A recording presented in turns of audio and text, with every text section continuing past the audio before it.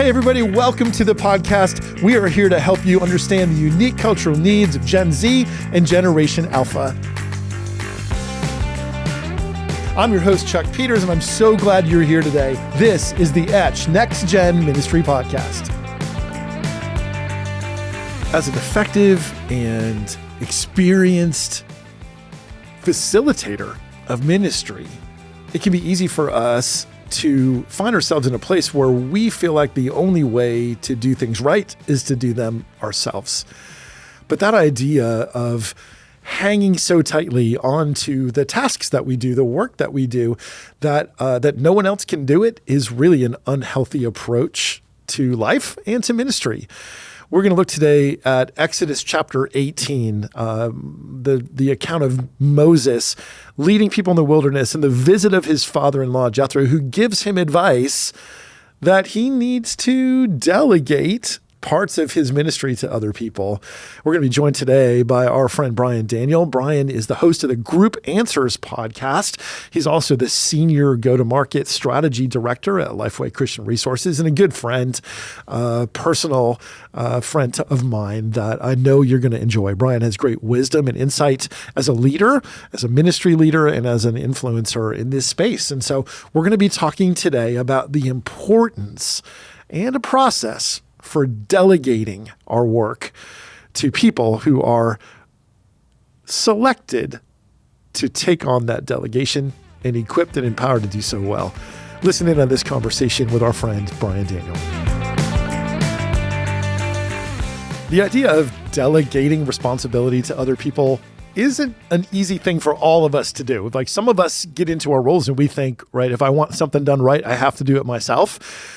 But that becomes really limiting really fast and really unhealthy really fast. And so, Brian, as we talk about delegation, man, why do you think it is such a hard thing for some of us to actually do?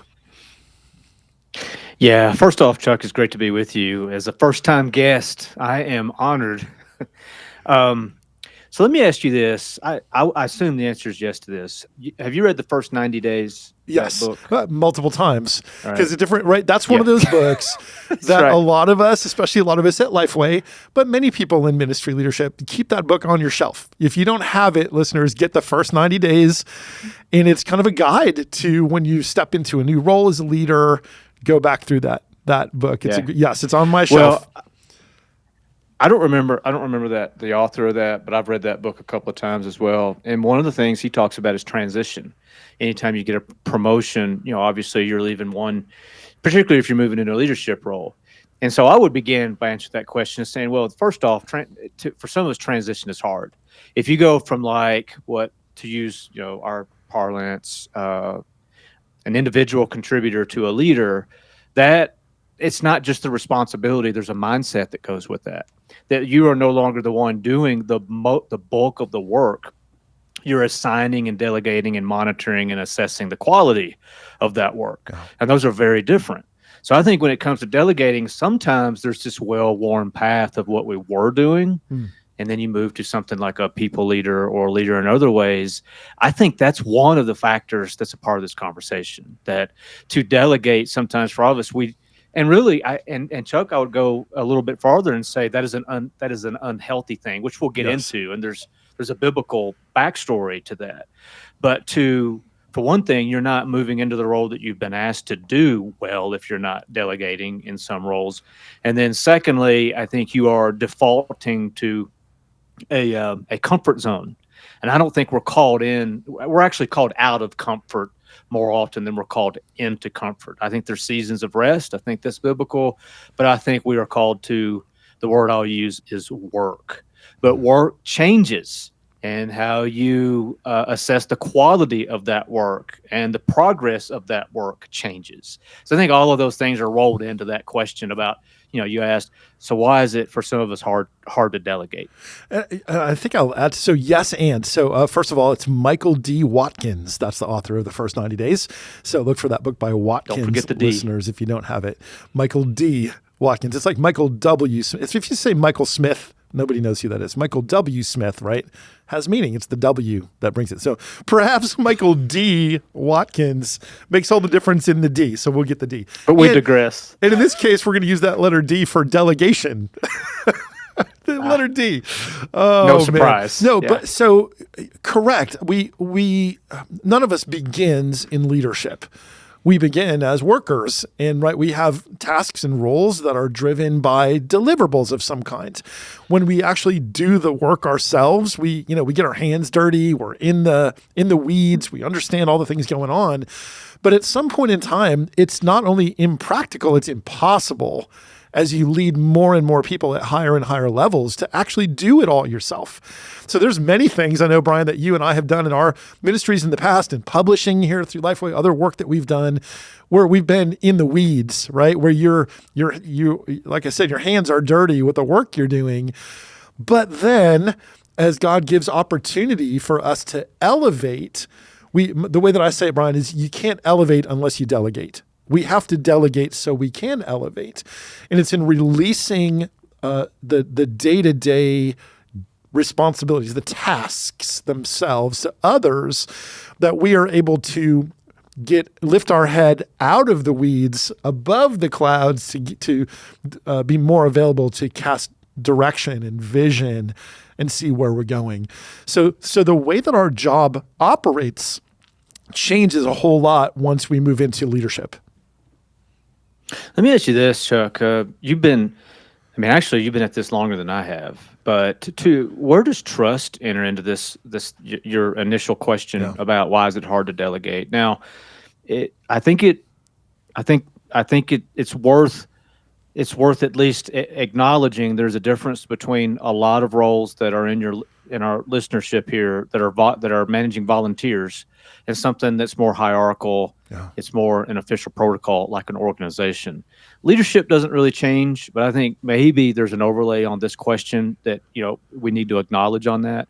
But I think you have to ask yourself if you're having trouble delegating. I think it's a really honest question to ask yourself why. I mean, to be really introspective. And part of it could be because of you. Is it because I'm a little, right, that I want to be controlling, or a part of it could be you need the right people to release things to. Yeah, there's a few things there. And then you may have some that are maybe well-earned trust issues, or maybe they're things you need to work out.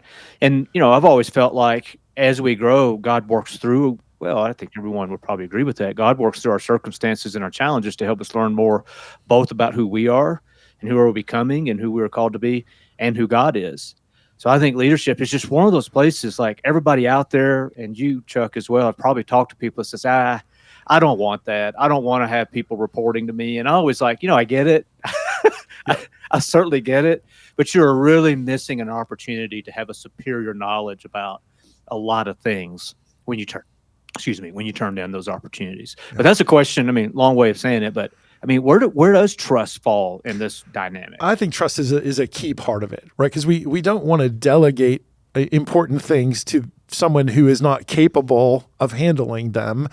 And so we need to know the people that we delegate to. We're gonna reference. You mentioned the biblical foundation. I'm gonna loop this back to Exodus 18. So as I've taught this and used this in conference sessions, talking about the importance of delegation. First of all, we are not meant to lead alone.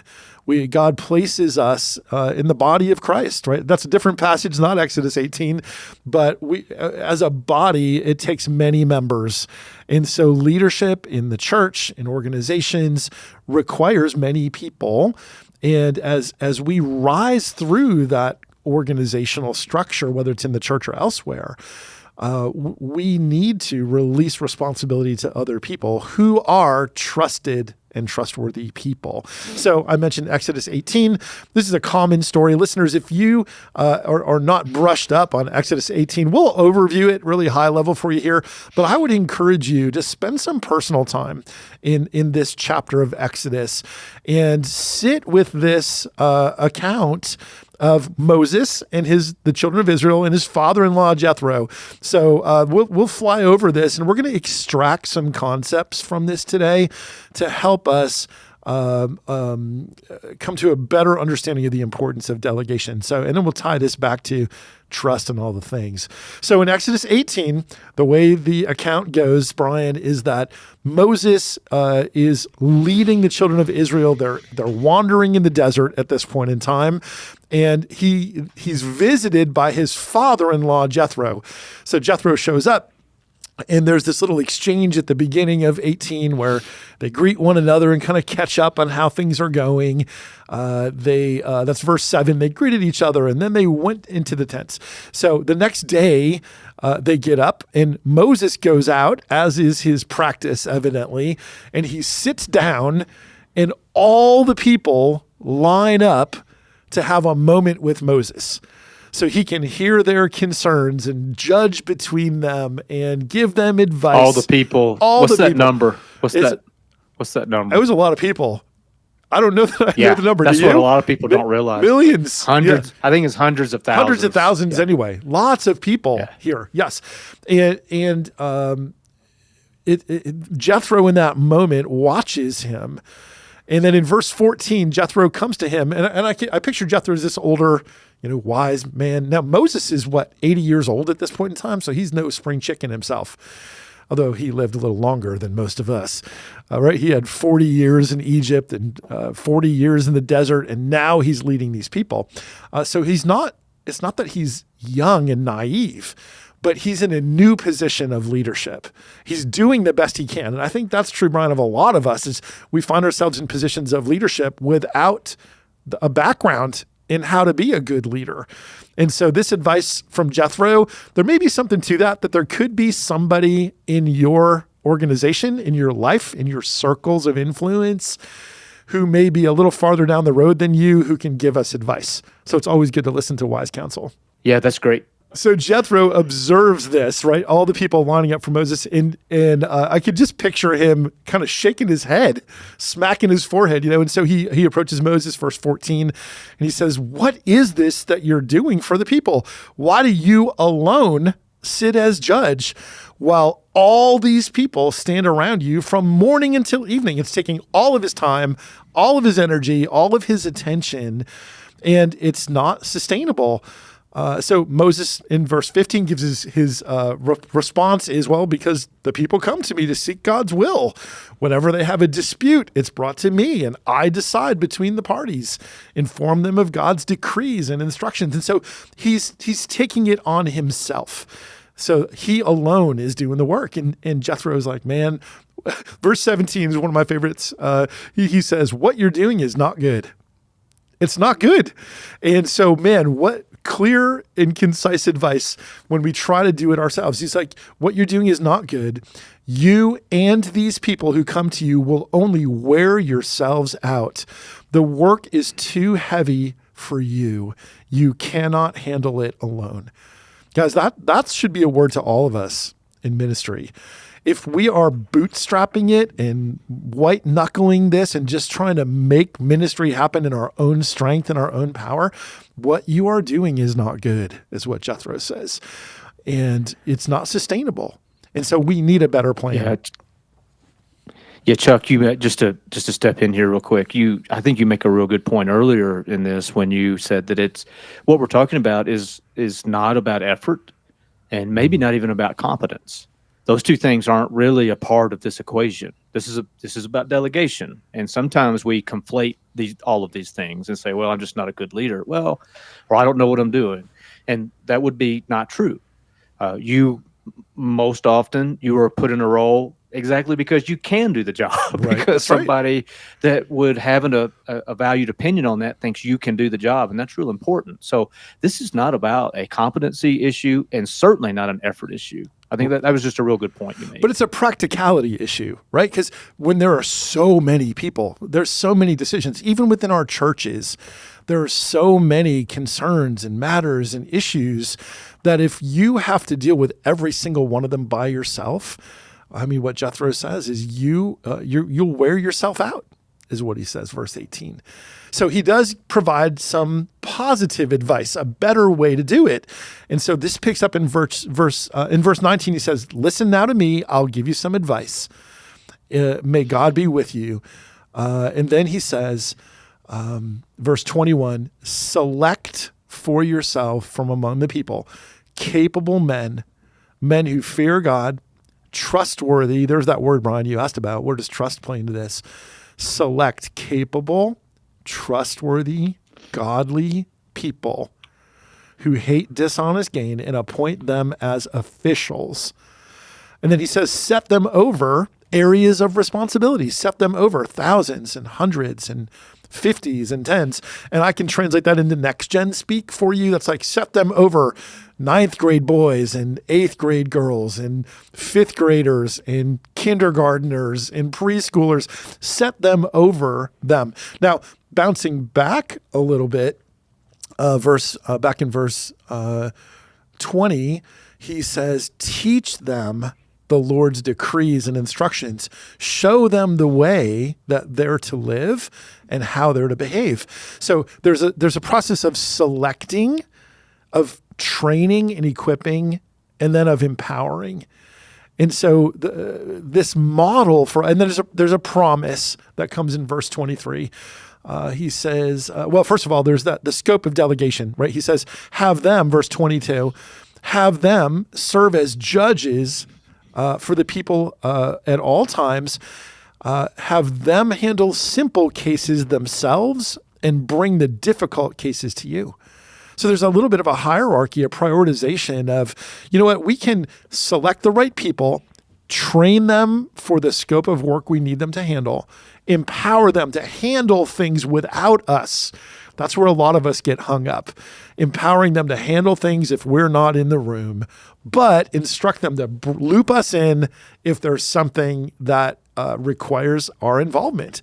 And then there's the big promise, the payoff in verse 23 that Jethro promises. He says, if you do this, you will be able to stand or withstand the strain. You will have endurance, is what the NIV says. And all the people will go home satisfied. So he starts by saying, what you're trying to do is impossible by yourself. You can't do it. It's not sustainable. And then at the very end, he said, if you select, equip, empower, delegate, and then you will get this payoff, the promise of endurance and satisfaction. So there's a payoff that comes to delegation.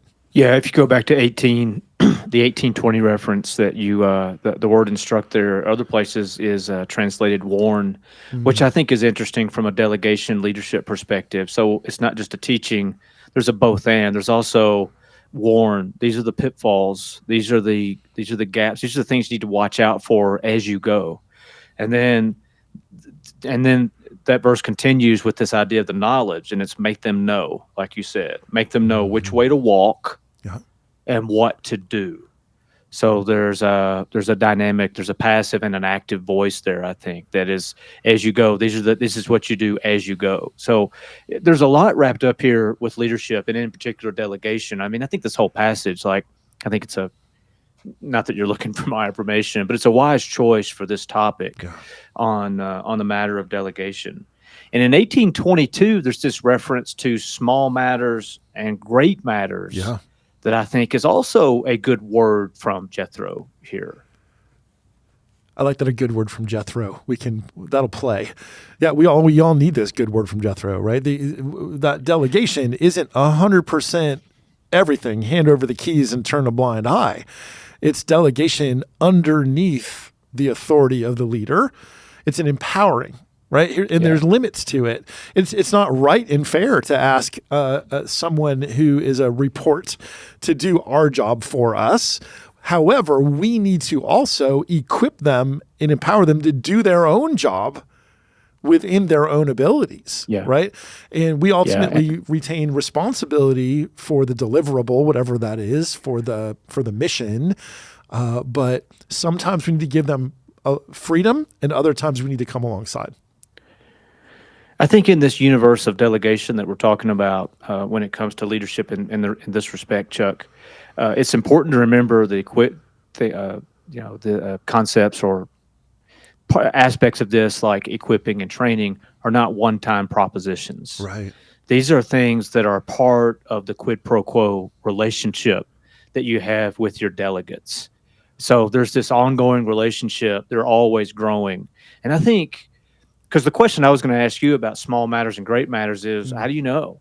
Like if you're a delegate, and then so part of your task is when to bubble something up to Moses. Right. How are you processing that? You can't process that really out of a healthy relationship.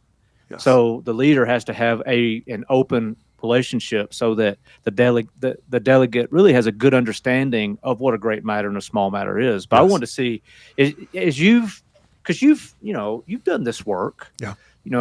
How have you handled those situations? If someone has brought something to you, because really, I think we should point the finger back at ourselves as leaders more than what we do, maybe, because if someone's bringing a matter to you that shouldn't come to you, whose fault is that? Yeah. It's really not theirs. That probably means that they haven't been in a deep enough, how do I say this, effective enough relationship to be discerning in that way. Yeah. But I would ask you, great matters and small matters, because if you're not careful, you're going to revert right back to all the people coming to you with all the things, because they don't know the difference and they don't have confidence in their own ability.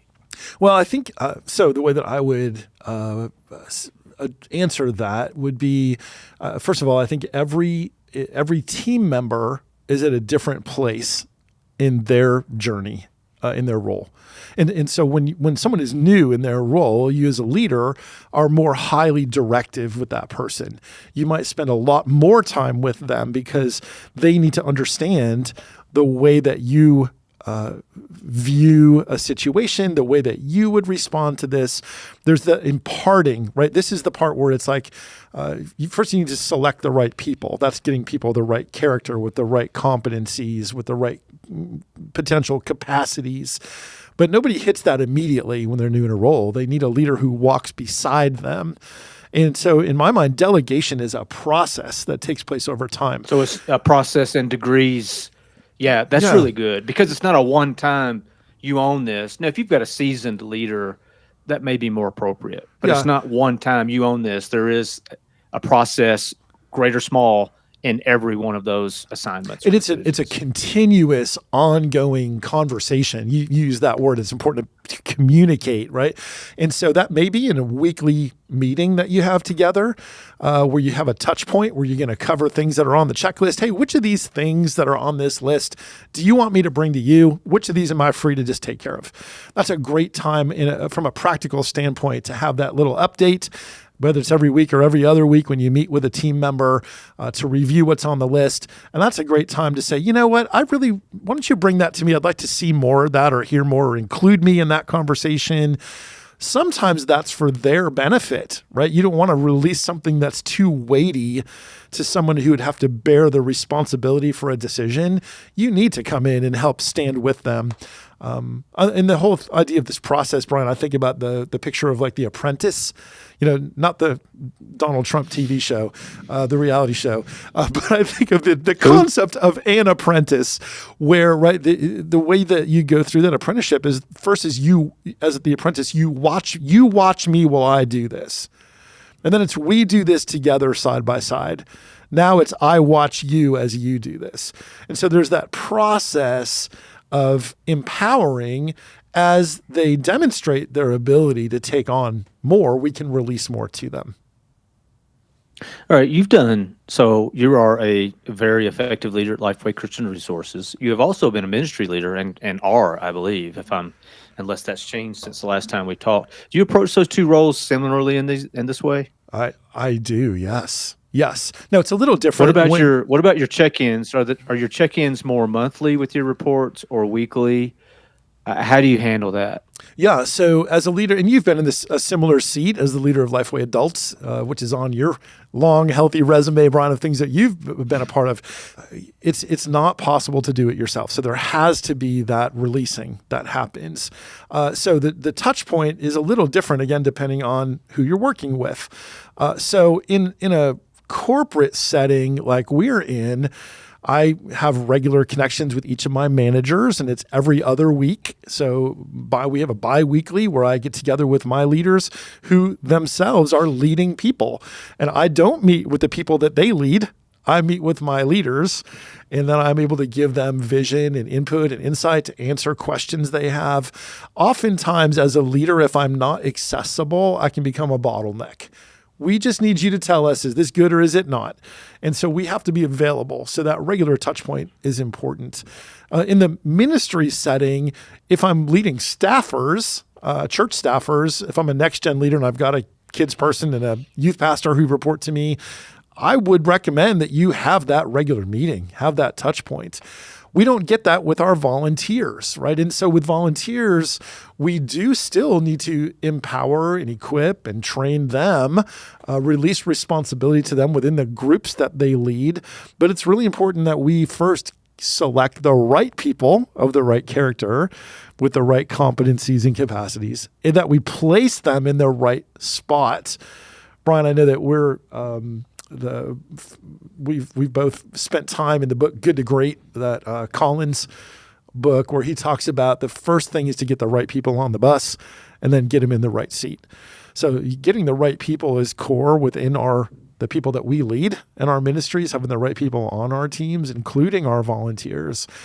Then we need to make sure they're in the right spot. So I could have somebody who's a great volunteer in that they're committed and consistent, they're connected, they care, they're Christ-like in character.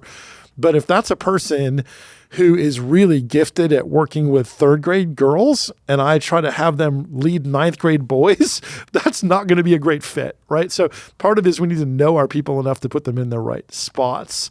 And when we're leading people who are not reports in terms of they're not on the payroll, we have to lead with vision to cast that vision in a way that it compels them to carry that out in whichever space they're in.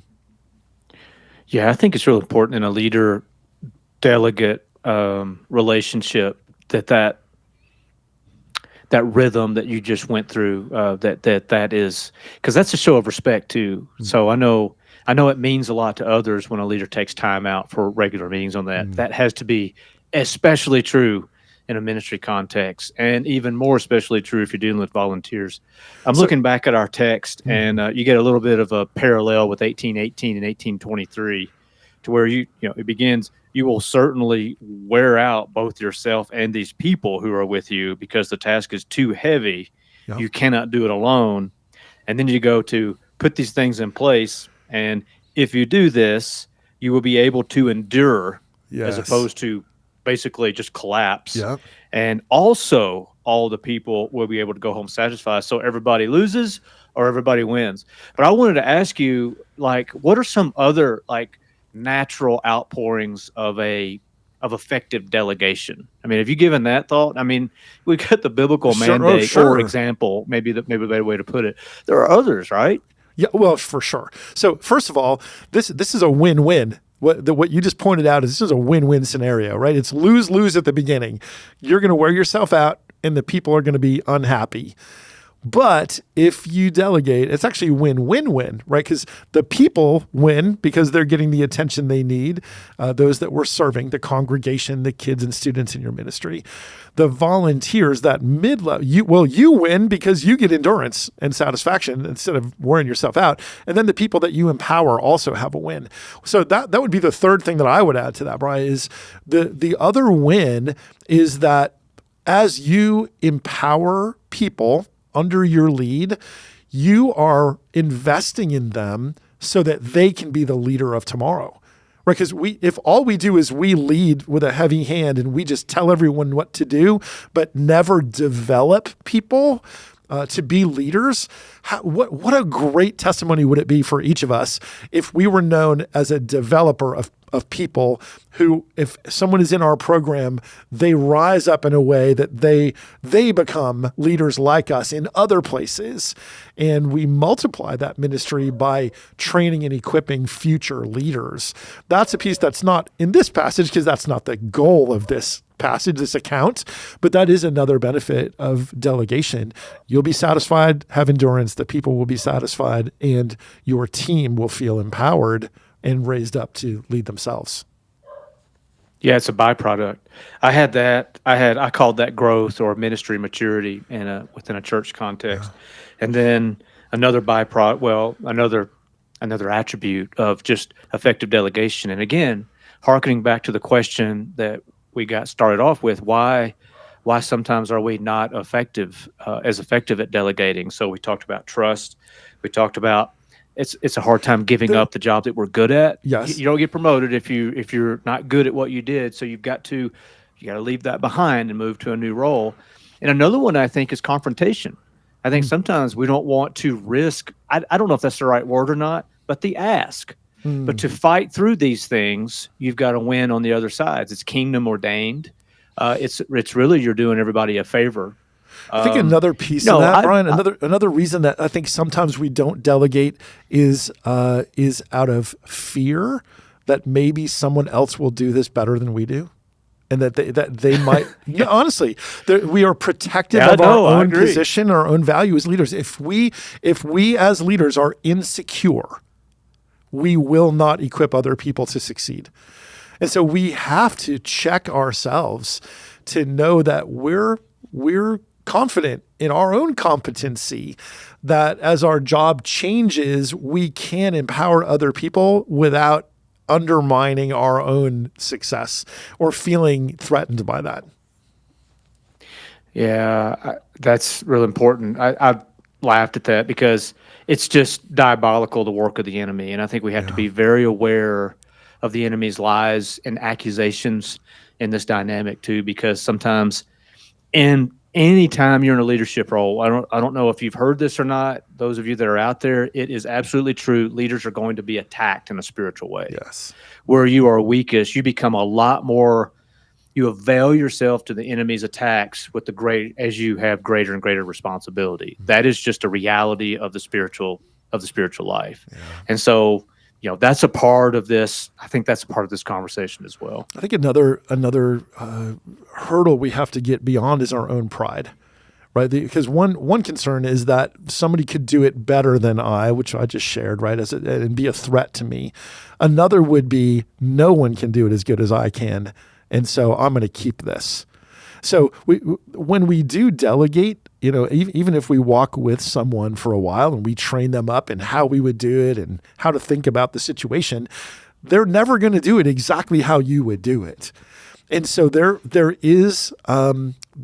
can be some anxiety as a leader in releasing something important to someone else and letting them do it how they will do it within the guidelines of a standard, right? We need to have the guardrails, but we need to give freedom for someone to do it maybe a little differently than we would, and maybe at first not quite as good, but within an acceptable range. I know we're short on time, but I think we would be remiss if we didn't at least acknowledge this dynamic in Jesus. Mm-hmm. Can you imagine being of a divine origin Yeah. and ascending and saying, "No, you got this"? Yes. Yeah. The Great Commission, right? He's leaving to go rise back, ascend back into heaven. And he says, now he's passed on the mission. Now you go and you take this good news to all the world, ends of the earth. And he empowers these 12 guys who really did not have the qualifications, right? But he spent time with them. He walked with them. He invested in them. They watched him do this. And now he's sent them out 2 by 2 and all the things that he did to watch them and advise them. And now he's stepping into a new season where he is empowering them. And look at how the mission that Jesus conveyed or passed along through the Great Commission we now see today as the church. So broad, so many countless millions, billions have been influenced because of that delegation. That is remarkable. Yeah, and Jesus would have had foreknowledge of some kind, right? I mean, we don't know, like looking at Philippians, what he gave up and what he didn't necessarily, but to know that there would be some failures and still leave us and trust us with so much, not the least of which would be his trust. I mean the church. I think I mean, at the risk of being kind of overstating and heavy-handed, I think there is something to be gleaned there, that even Jesus followed this leadership pattern or leadership trait or evolution, to where he was maybe the ultimate delegator. Chuck, could be. Yeah. And there's a good word for us there in that we need to stay in communication with him, right? Just like we say, we need to have that regular weekly, bi-weekly touch-in with the people we lead. We need to report back to the Lord and say, God, this is not my ministry. It belongs to you. I'm bringing these things to you. Give me guidance and instruction as I lead. I think one of the other pitfalls, Brian, that's worth noting is that's a barrier to effective delegation is the tendency to micromanage. That comes back to no one can do this quite as good as I can, and so I need to have my fingers in every detail of everything. You need to touch in with me multiple times through the day so I know every little detail. And leaders who micromanage drive other people away, right? That's not a way that you develop people. That's a way that you wear them out by being overbearing. Mm-hmm. Well, Brian Daniel, thank you for having this conversation about delegation. I feel like we need to delegate something to someone. So we're going to delegate this assignment to all of you listeners. How's that? Guys, give good thought to this. Spend some time in Exodus 18 and read back through this. Spend some quiet time in it and reflect on how you're leading your team. It starts with selecting the right people, equipping them with the right knowledge and insight, empowering them to lead in the areas where you empower them. And then there's that promise that if you do, you will enjoy endurance and the people will leave satisfied. Great words of wisdom in Exodus 18 and great words of wisdom from our friend Brian Daniel. Brian, thanks for being here. Man, it's an honor. Great to be with you, Chuck. And we'll have you back again soon because there's a lot of stuff that you and I could talk about that I think would be really great material. So thanks for being here. Listeners, thank you for the way you lead your team. We know that you are intentional about leading. And as we work through this series on the Etch podcast about leadership, I hope that this episode and all the others in the series will encourage, challenge, and empower you to lead your team as effectively as possible and help you find new ways to do that even better. Thanks for the leadership you bring, and thank you for taking Jesus to the next generation. We'll see you back again soon for another episode of the Etch Next Gen Ministry Podcast.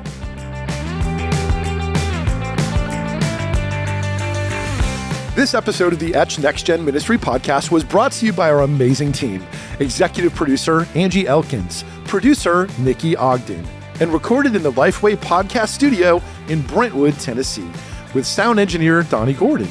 Artwork by Cameron Wilson. And I'm your host, Chuck Peters. Thanks for joining us. We'll see you next time on Etch.